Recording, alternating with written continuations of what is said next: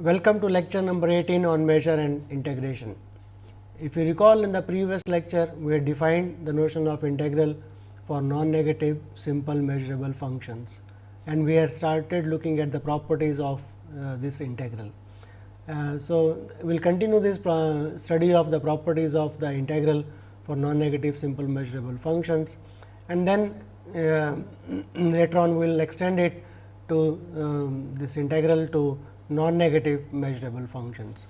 So, topics for today would be properties of integral for non-negative simple measurable functions, continue the study of that, and then define integral for non-negative simple measurable functions.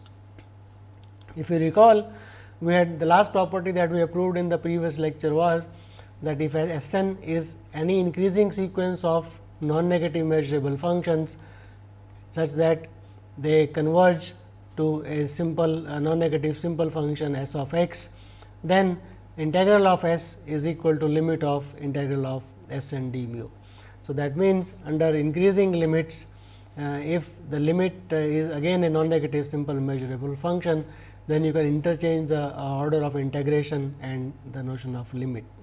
So, integral of s d mu, which is s is the limit of s n is same as limit of n going to infinity of integral s n d mu. So, integrals of s n converge to integral of s.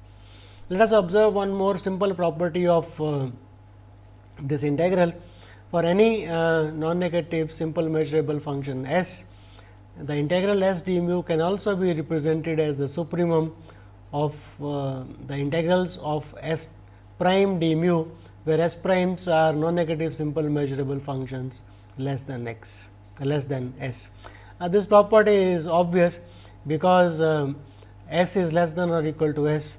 So, the supremum has to be at least integral s d mu, and it cannot be more because s prime less than s implies that integral of s prime is less than or equal to integral s. So, the supremum cannot be bigger than or equal to s d mu also. So, this is an obvious property, but we will see later on a extension of this property later on. So, next let us observe another important property about the integral of non-negative simple measurable functions, and that is the following. Suppose S n and S n dash are two increasing sequences of non-negative simple measurable functions, both converging to the same limit. So, limit of S n x is same as limit of S n dash x. Then the claim is that the limit of integral S n d mu has to be equal to the limit integral S n prime d mu. That means, if two sequences of non-negative simple measurable functions have the same limit, then their integrals also converge to the same values. So, let us prove this result. So, we have got S n is a sequence of non-negative simple measurable functions, S n's are increasing, and also S n dash is another sequence which is also increasing, and the limit n going to infinity of S n is equal to limit n going to infinity of S n dash. So, that is given to us. So, now let us fix any integer positive integer m bigger than or equal to 1 and consider the sequence S n minimum S m dash. Look at this sequence n bigger than or equal to 1. So, look at these functions. So, these are the functions which have the property that S n wedge S m dash is always this is the minimum. So, it is less than or equal to S n for every n. Also, as n goes to infinity, look at the sequence S n wedge S m dash. So, the minimum of S n and S m dash as n goes to infinity, S n is going to increase to a limit. So, it will take over S m dash at some stage. So, that means, this is going to converge to S m dash. So, this is obvious because S n and S m dash both the sequences have the same limit. So, at some stage S n will cross over S m dash for every m fixed. Okay. So, we have fixed an integer m. So, that implies that integral of S n wedge S m dash d mu will converge to integral of S m dash d mu. So, once and this is bigger than or equal to. So, this is less than or equal to integral of S n d mu, and that is because of this. So, we have got integral S n d mu is bigger than or equal to integral S m dash d mu for every n. Okay. So, that means, so this implies for all n large enough. So, that implies that limit of n going to infinity of integral S n d mu is bigger than or equal to integral S m dash d mu for every m fixed, and hence because this is true for every m fixed.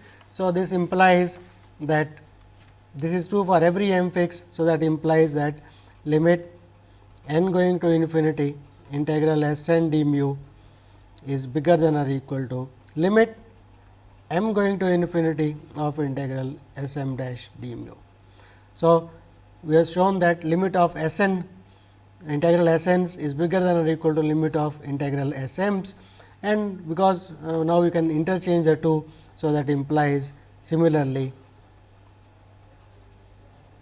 limit n going to infinity integral S n dash d mu is bigger than or equal to limit n going to infinity of integral S n d mu.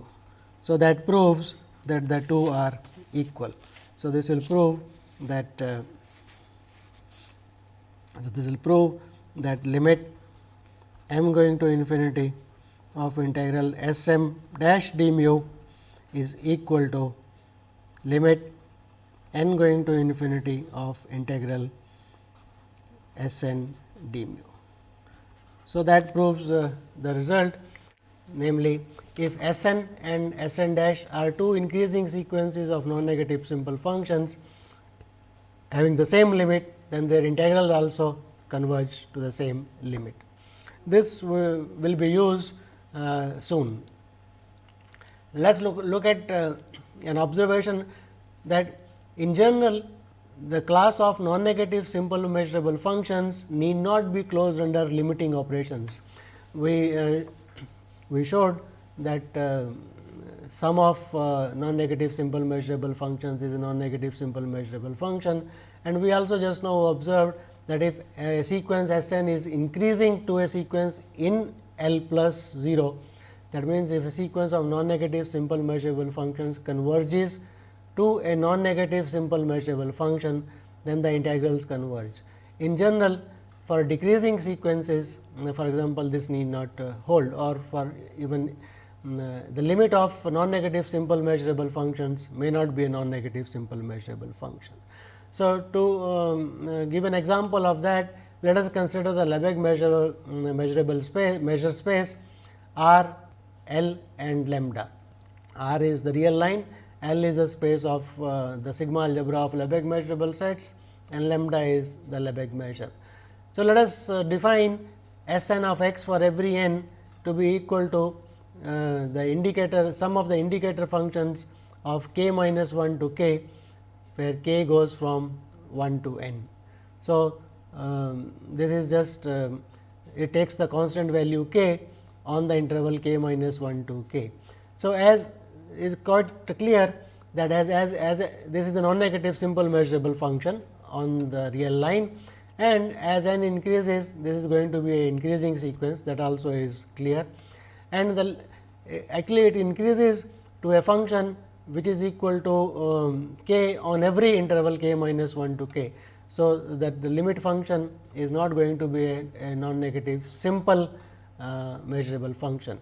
Of course, it will be a non-negative measurable function. So, the aim, so what we are saying is that the class L plus 0 it is not closed under limiting operations. So, that says that we should go over to a bigger class of functions, namely the class of non-negative measurable functions, and define integral there also. So, let us define we will denote by L plus the class of all non-negative functions x to r star which are S measurable. Keep in mind we have got a fixed measure space which is complete, that is x, s and mu. So, look at all non-negative S measurable functions on the set x, and let us denote that this class of functions by L plus. And if you recall, we had proved a theorem that for a non-negative measurable function, there is a sequence of non-negative simple measurable functions which is increasing to f. So, for every f belonging to which is a non-negative measurable function, so the function in the class L plus, we know that there exists a sequence S n of non-negative simple measurable functions S n which increases to f. So, f is the limit of a increasing sequence of non-negative simple measurable functions. And we know we have defined the concept of integral for non-negative simple measurable functions S n. So, it is natural to define integral of f to be nothing but the limit of integrals of S n's. So, we define, so for a function f in L plus, we define its integral with respect to mu. So, denoted by integral f x d mu x, or simply by f d mu, to be limit n going to infinity of S n x d mu x, where S n is any sequence in L 0 plus increasing to f. And the first obvious claim is that this integral is well defined. It does not depend upon the choice of the sequence S n that we take, which increases to the function f. That is because just now we have proved the result that if there are two different sequences S n and S n prime, non-negative simple measurable, both increasing to f, then their limits are same.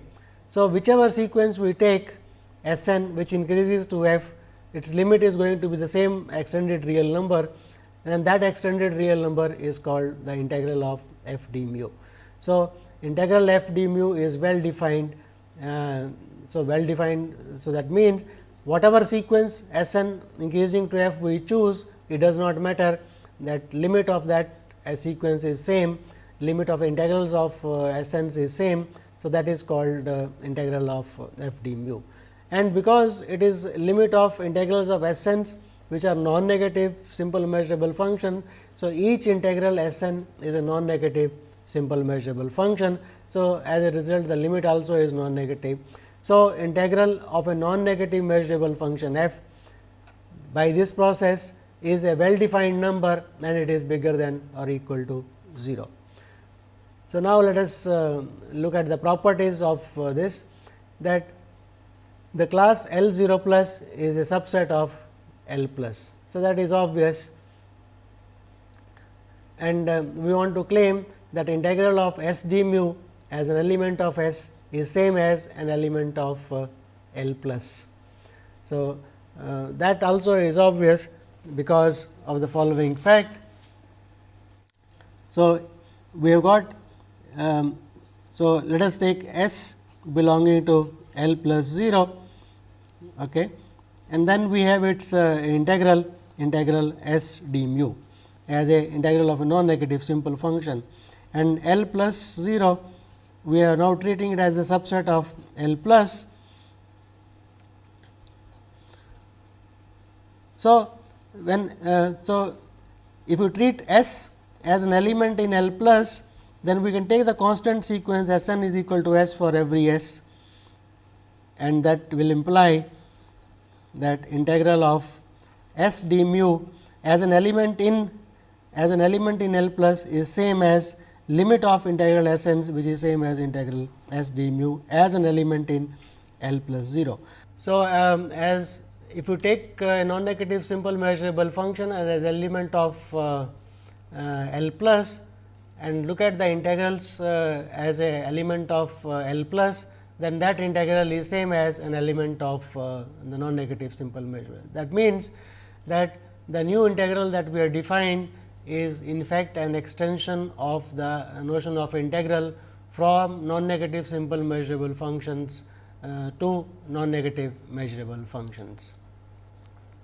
Now, next let us look at the property that if f is a function in L plus and s is a function in L 0 plus such that 0 is less than or equal to s less than or equal to f, then integral of s d mu is less than or equal to integral f d mu.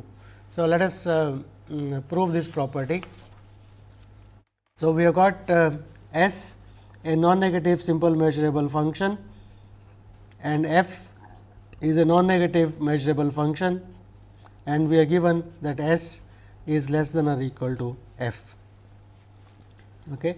Now, since f belongs to L plus implies there is a sequence S n of non-negative simple measurable functions such that S n increases to f, right. So, now let us look at S n increases to f and the integral of S n d mu converges to integral f d mu. Now, next let us look at observe here is s and here s of x for any point and here will be some f of x and S n is going to increase to f. So, S n x is going to cross over s of x for some n. So, let us define B n to be the set of all those points x belonging to x such that s of x is less than or equal to S n of x. So, observations that this set B n is in the sigma algebra S, and because S n is increasing, this sequence B n of sets is also increasing to the whole space x, because S n is converging to f of x. So, B n is going to increase to s of x. So, these are obvious properties, because if S n is bigger than or equal to s of x, then S n plus 1 is also bigger than. So, that means B n is inside B n plus x, and as we observed that for every x there will be some n such that S n of x will cross over s of x. So, every x belonging to x belongs to some B n. So, B n is going to increase to x. So, now we observe the property that look at integral of the non-negative simple measurable function s d mu. So, that we can write it as limit integral n going to infinity integral over B n of s d mu. So, this is because S n is an increasing sequence, S n increases to B n is an increasing sequence of sets, B n increases to x, and the integral over a set is a measure. So, keep in mind that the integral of a non-negative simple measurable function over a set E gives you a measure. So, that measure mu of that measure at B n will go to that value at x. So, that is same as saying that integral s d mu is limit of integral s over B n d mu. Now, on B n we know that on B n S n is bigger than s. So, let us use that fact. So, this is less than or equal to limit n going to infinity integral over B n of S n d mu. So, that is the non-negative simple function, one non-negative simple measurable function is less than another, then the integral of one will be less than the other. And now, this is integral S n over B n. So, if you replace that set B n by the whole space, this will still be less than or equal to limit n going to infinity integral over the whole space x of S n d mu. So, and that is equal to integral f d mu. So, that proves that integral of s d mu is less than or equal to integral of. So, implies that integral s d mu is less than or equal to integral f d mu whenever s is less than f and s is non-negative simple measurable function. So, that proves this property that if f is a non-negative simple measurable function, f is a non-negative measurable function and s is a non-negative simple measurable function such that s is less than or equal to f, then the integral of s is less than or equal to integral of f.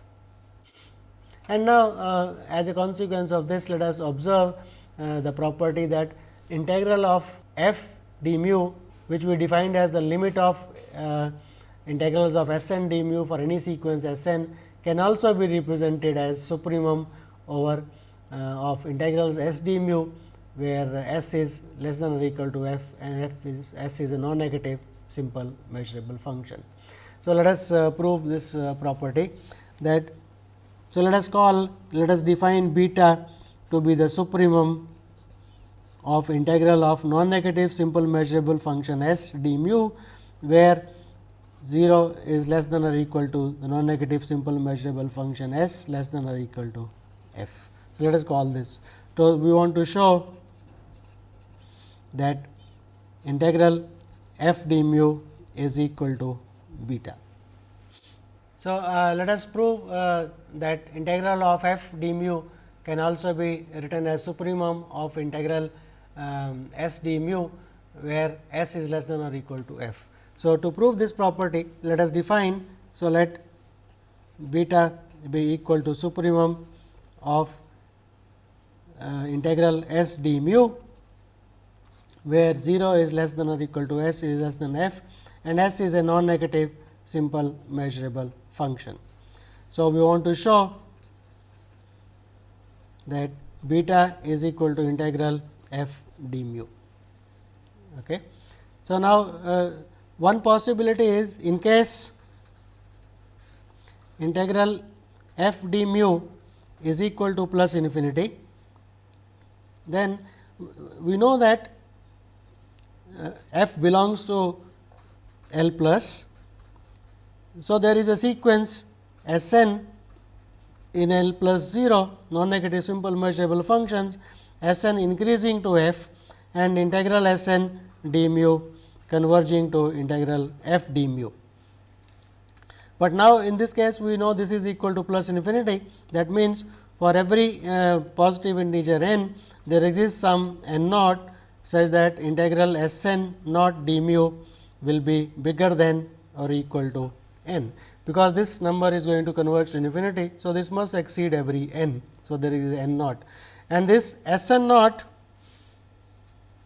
is less than or equal to f. So, we have found a non-negative simple measurable function S n naught less than or equal to f. So, that its integral is bigger than or equal to n. So, that implies that the supremum beta must also be bigger than or equal to n.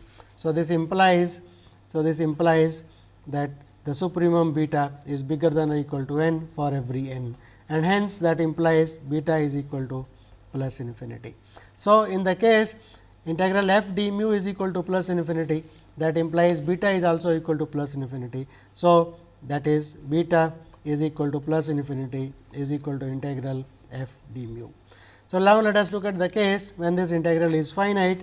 So, in case integral f d mu is finite, that means, and we know that integral S n d mu converges to integral f d mu.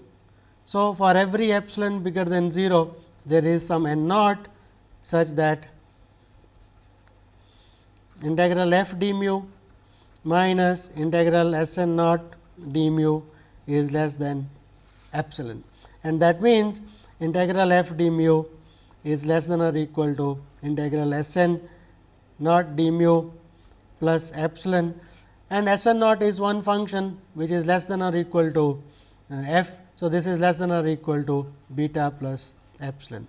So, integral f d mu is less than or equal to beta plus epsilon, and this holds for every epsilon. So, implying integral f d mu is less than or equal to beta. So, once again we have proved that integral f d mu is less than or equal to beta, and clearly beta is less than or equal to integral f d mu. That is obvious, because beta is the supremum over all non-negative simple functions s d mu less than or equal to integral of so beta is the supremum. So, definition beta is the supremum of integral s d mu, where s is less than or equal to f. So, integral s d mu is less than or equal to integral f. So, beta is always less than or equal to integral of f d mu. So, hence this implies beta is equal to integral of f d mu. So, that proves another way of defining the integral of a non-negative simple measurable function, that if f is a non-negative simple measurable function, then its integral can also be defined as the supremum over all integral s d mu, where s is a non-negative simple measurable function. So, using these two definitions, let us prove that various properties of the integral. So, for every function f in L plus, we have defined integral f d mu, and now we are going to look at the properties. So, the first property that we are saying is, if f 1 is bigger than f 2, then integral f 1 is bigger than integral f 2, and that follows from the above definition itself, because integral f 1 d mu is going to be the supremum over integrals of all non-negative simple measurable functions s, so that s is less than or equal to f 1, and similarly for f 2 it is going to be the supremum over all non-negative simple measurable functions s less than or equal to f 2. But if s is less than or equal to f 2 and f 2 is less than or equal to f 1, so s is going to be less than or equal to f 1. So, this supremum for f 1 is taken over a larger class and then that of f 2. So, that supremum is going to be for integral f 1, the supremum is going to be bigger than or equal to integral over f 2. So, that follows directly from here, from the above definition, that this integral is supremum over integral of non-negative simple measurable functions below f. So, as a consequence of this, we immediately have this theorem that if f 1 is bigger than f 2, then integral f 1 d mu is bigger than or equal to integral f 2. Next, let us look at the linearity property of this integral, namely, if alpha and beta are non-negative real numbers, extended real numbers, then and f 1 and f 2 are in L plus, then alpha times f 1 plus beta times f 2 belongs to L plus, and integral of alpha f 1 plus beta f 2 is equal to alpha times integral f 1 plus beta times integral f 2.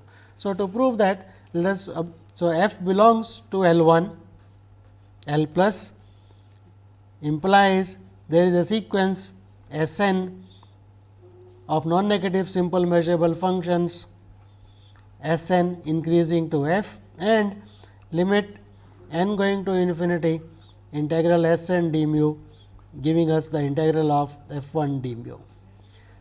And similarly, G belongs to L plus implies that there is a sequence, let us call it S n prime, of non-negative simple measurable functions S n prime increasing to G, and its limit n going to infinity integrals of S n prime d mu, giving us the integral of G d mu. So, now from these two, let us just simply observe that if S n increases to f, then alpha S n will increase to alpha f, and similarly beta S n prime will increase to beta of G, and integral of alpha S n for non-negative simple measurable functions is equal to alpha times integral S n. So, combining all these properties will have the required result. So, let us just write it out. So, implies that alpha S n increases to alpha of f, and limit alpha S n n going to infinity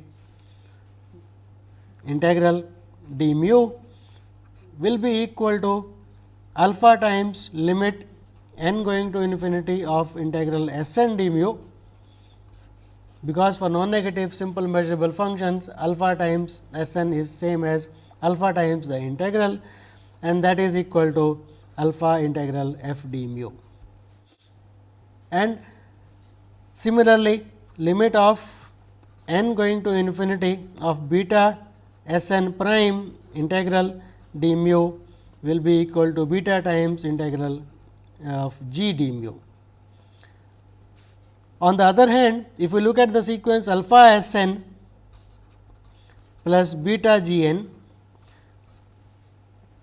if we look at the sequence alpha S n plus beta S n dash, then this is a sequence of non-negative simple measurable functions, and that increases to alpha f plus beta g by the properties of sequences. So, as a result, we will have that the integral S alpha S n d mu. Okay. So, let us write it. So, because of this, we have the property that the integral alpha S n plus beta S n dash d mu limit n going to infinity will be equal to integral of alpha f plus beta g d mu. But integration is linear for non-negative simple measurable functions. So, this side is nothing but limit n going to infinity of alpha integral S n d mu plus beta integral g n d mu. And now, by the properties of limits of sequences, this is equal to alpha times limit integral of S n d mu plus beta times this is not this is S n dash. So, beta times limit n going to infinity of integral S n dash d mu, and this we know is alpha times integral f d mu plus beta times integral g d mu. So, integral of alpha f plus beta g is equal to alpha times integral f plus beta times integral of g. So, that proves the property that when alpha and beta are non-negative extended real numbers, then alpha f 1 plus beta f 2 belongs to L plus, that we had already shown also.